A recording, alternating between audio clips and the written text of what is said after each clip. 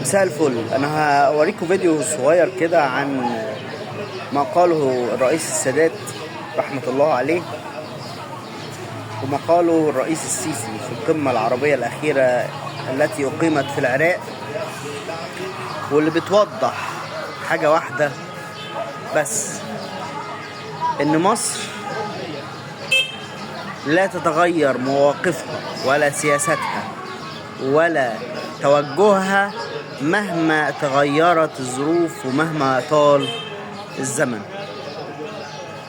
مصر الشريفة في زمن عز فيه الشرف فعلا.